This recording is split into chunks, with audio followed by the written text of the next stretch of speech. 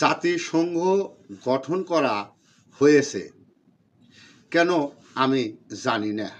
মানুষের ভিতরে যতক্ষণ আবেগ কাজ করবেন ততক্ষণ আমার কথাগুলি মেনে নেবেন না। তবে জাতিসংঘ এই জন্য গঠন করা হয়, যদি কোনোভাবে দেশ আন্তর্জাতিকভাবে অভাব অনাটন পড়েন বা কোনোভাবে যেই কোনো দেশে দুর্ভিক্ষ দেখা দেন বা যদি কোনো দেশে সন্ত্রাস বা সন্ত্রাসী জঙ্গি কর্মকাণ্ড তৎপরতা বেড়ে যায়, তাহলে জাতিসংঘের শান্তি কমিটি গঠন করে সেই দেশে শান্তি শৃঙ্খলা ফিরিয়ে আনার দায়িত্ব জাতিসংঘের।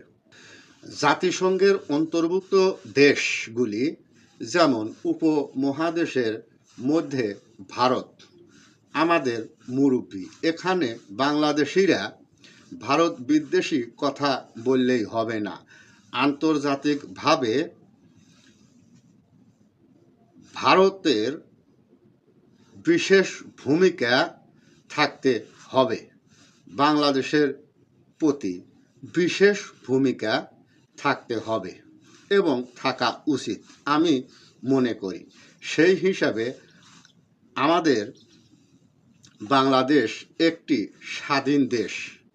এই দেশে ধর্মীয় দৃষ্টিতে জঙ্গি সন্ত্রাস বেড়ে উঠেছে। পৃথিবীর এমন কোনো দেশ নাই যেই দেশ এই জঙ্গি সন্ত্রাস বিষয়ে জানে না।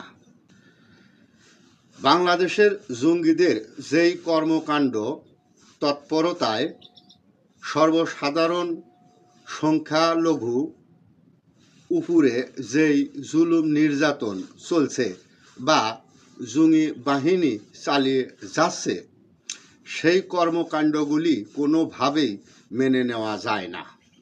মেনে নেওয়া যায় না স্বাধীন বাংলাদেশের উপর জঙ্গি কর্মকাণ্ড। মেনে নেওয়া যায় না নিরীহ মানুষদের আঘাত করা। মেনে নেওয়া যায় না ধর্মের নামে ধার্মিকদের অনুভূতিতে আঘাত করা।